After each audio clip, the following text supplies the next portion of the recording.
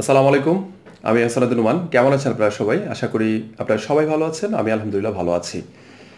সবাই সবার জায়গা থেকে সর্বপ্রথম যে কথাটি সেটি হচ্ছে যে সর্বোচ্চ সতর্কতা অবলম্বন করবেন করোনা ভাইরাসের জন্য। নিজেদের জায়গা থেকে যদি আমাদের নিজের স্থান থেকে সর্বোচ্চ সতর্কতা অবলম্বন করে যদি আমরা থাকতে পারি তাহলেই আমরা করোনা ভাইরাস থেকে বেঁচে যেতে পারবো। এজন্য সবাই সবার জায়গা থেকে সর্বোচ্চ সতর্কতা অবলম্বন করবেন। আজকে যে টপিকটি নিয়ে কথা বলবে সেই টপিকটি হচ্ছে খুবই গুরুত্বপূর্ণ একটা টপিক এবং এই টপিকটির মাধ্যমে আপনারা অনেক কিছু শিখতে পারবেন। পাশাপাশি ভিডিওটি শেষ পর্যন্ত দেখবেন যাতে করে আপনারা যতটুকু সময় এই ভিডিওটির পেছনে স্পেন্ড করবেন এই সময়টুকুর জন্য আপনার কাছে একটি হীরকখণ্ড হয়ে থাকে, একটি খুবই গুরুত্বপূর্ণ হয়ে থাকে আপনার কাছে। অনেকের কাছে রিকোয়েস্ট আসছে আমার কাছে যে আসলে নিজেকে মোটিভেট করার জন্য আপনি কী ধরনের বইগুলো পড়েন। আমি আজকে আপনাদেরকে 5টি বই দেখাবো এবং বইগুলো সামান্য তথ্য উপস্থাপন করবো যে বইগুলোতে কী কী ধরনের জিনিসগুলো পাওয়া যায়। তার সর্বপ্রথম যে বইটি আমি আপনাদেরকে দেখাবো সেটা হচ্ছে যে টাইম ম্যানেজমেন্ট, ব্রায়ান ট্রেসির লেখা। ঠিক আছে, এই বইটি টাইম ম্যানেজমেন্ট, এই বইটি আপনারা পড়বেন। এখান থেকে অন্তত বুঝতে পারবেন সময়ের কতটা মূল্য। আমাদের যে সময়গুলো বিভিন্ন জায়গায় বিভিন্ন সময়ে আমাদের যে সময়গুলোকে অপচয় করি, অপচয় থেকে অন্ততপক্ষে বিরত হতে পারবেন।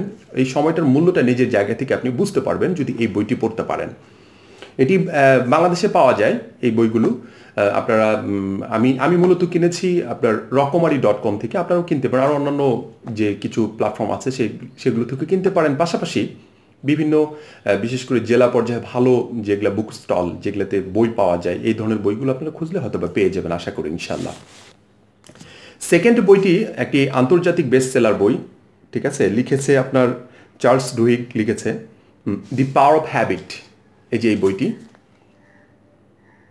দি পাওয়ার অফ হ্যাবিট, এখানে যে বিষয়টি উপস্থাপন করেছে এখন পর্যন্ত আমি পড়েছি আর কি, যে আমার কাছে যেটা মনে হয়েছে যে আপনি যেটাকে হ্যাবিট আকারে নিতে চান, ঠিক আছে, সেটাকে যদি অবশ্যই পজিটিভলি নিতে পারেন, এই হ্যাবিটটাকে যদি পজিটিভ নিতে পারেন আর এই হ্যাবিটটাকে যদি কোনো নেগেটিভ না থাকে তাহলে অবশ্যই সেটি আপনার যখন অভ্যাসে পরিণত হয়ে যাবে আপনি আপনার চাওয়া পাওয়াকে খুব দ্রুত অ্যাচিভ করতে পারবেন।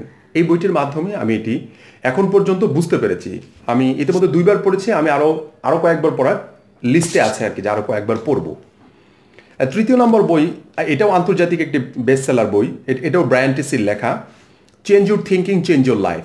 ঠিক আছে, এই যে এই বইটি change your thinking change your life, এই বইটি পড়লে আপনার মেন্টালিটি চেঞ্জ হয়ে যাবে।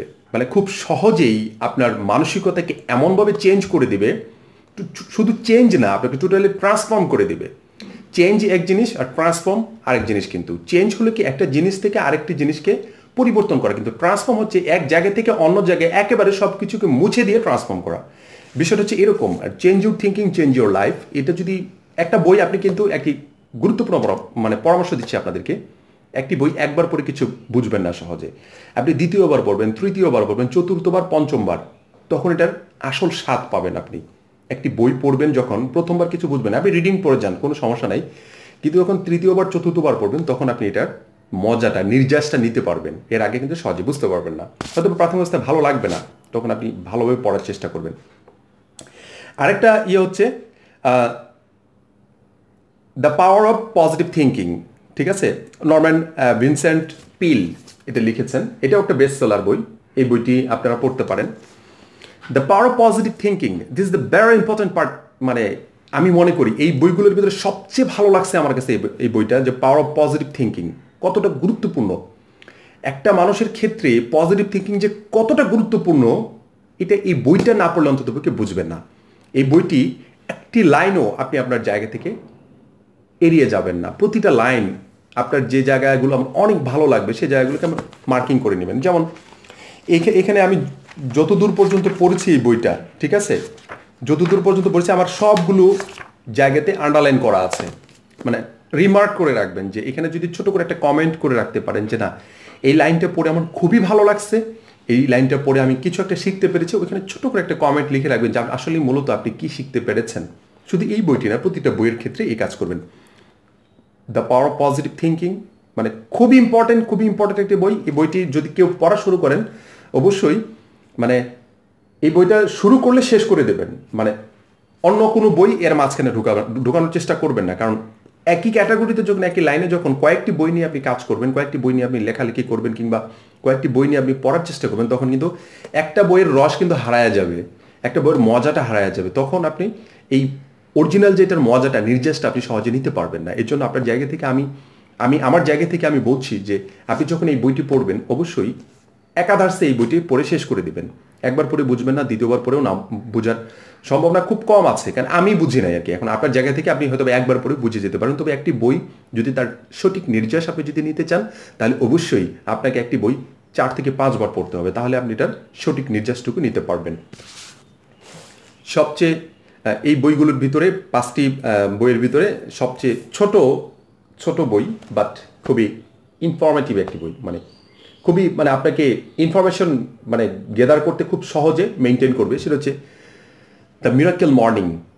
ঠিক আছে, দ্য মানে হল অ্যালরডের একটি লেখা বই, ইন্টারন্যাশনাল বেস্ট সেলার বই। এই বইটি পড়বেন, খুব কম পেজ আছে এই বইটাতে। এখন পর্যন্ত পেজ আছে আমার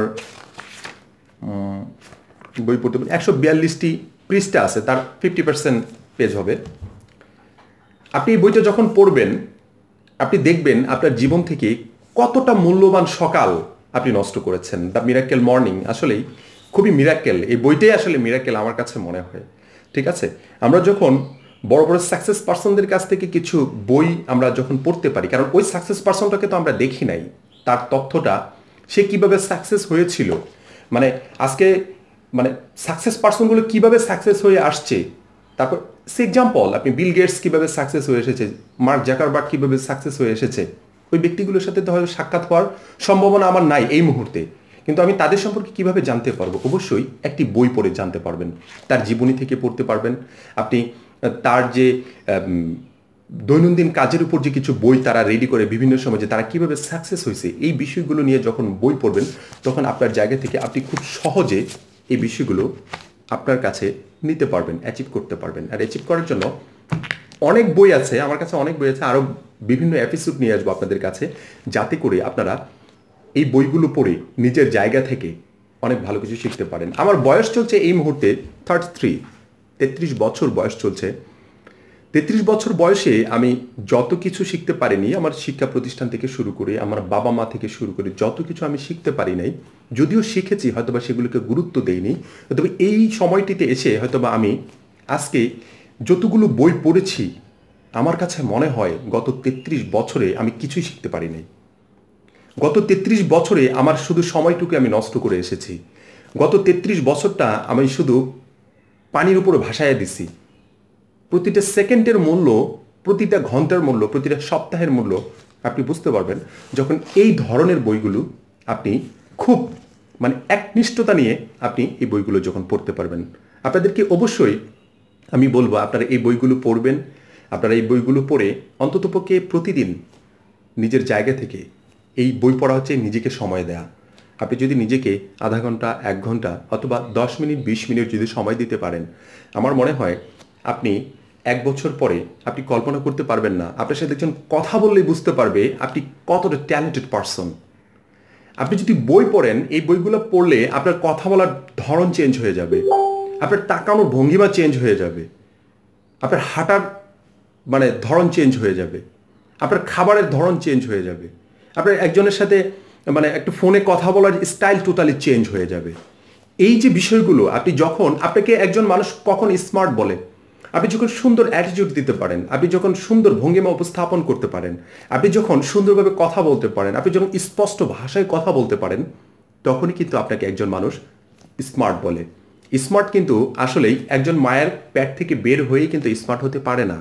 একজন ব্যক্তিকে স্মার্ট হতে হলে অন্ততপক্ষে আমার জায়গা থেকে আমি মনে করি বিভিন্ন জনকে ফলো করতে হয়, বিভিন্ন জনকে এমনভাবে ফলো করতে হবে যাতে করে তারা যেভাবে সাকসেস হয়েছে ওই সাকসেসের বিষয়গুলো আমরা যদি সঠিকভাবে জানতে পারি, আমাদের জায়গাতে যদি আমরা অ্যাচিভ করতে পারি, তাহলেই আমরাও তাদের পর্যায়ে কোনো এক সময় পৌঁছাতে পারবো।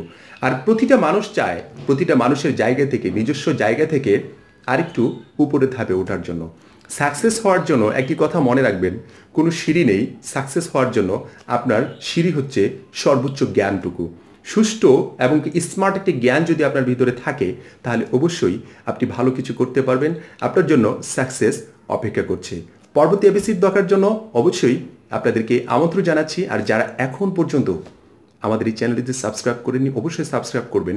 আর ভিডিওটি ভালো লাগলে অবশ্যই শেয়ার করবেন। সবাইকে ধন্যবাদ, ভালো থাকবেন, সুস্থ থাকবেন।